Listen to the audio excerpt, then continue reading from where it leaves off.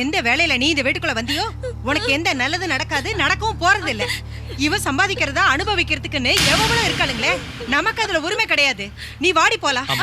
என்னமா இதெல்லாம்? டேய் மாணிக்கம், நான் ஏற்கனவே வயிறு எரிஞ்சு நொந்து போயிருக்கிறேன். இந்த நேரத்துல என் வாயில இருந்து எதையும் வாங்கி கிடைக்காது. போடா வாடி. அம்மா அம்மா இல்லங்கம்மா.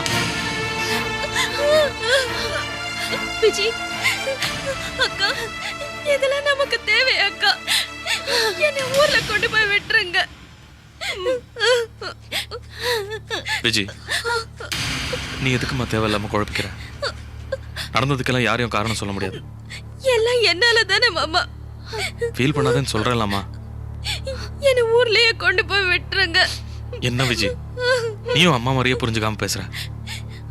போ வேலையை பாரு. சரோ கூட்டிட்டு போ.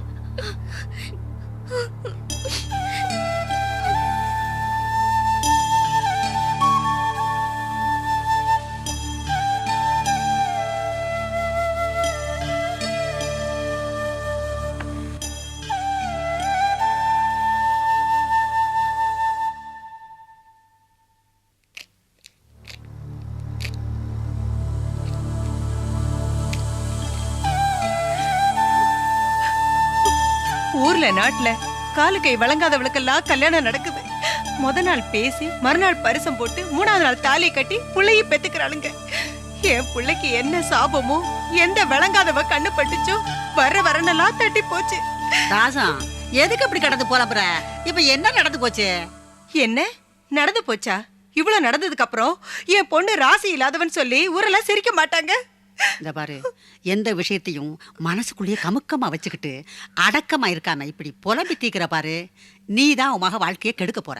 ஏன் மக வேதனை தெரியாம பேசுறே கிழவி? தெரிஞ்சுதாமா பேசுறேன். உன் மகளை பாத்தியா நிர்மலாவ? எவ்வளவு தைரியமா அமைதியா இருக்கிறா. உன்ன மாதிரியா புலம்பிக்கிட்டு இருக்கா?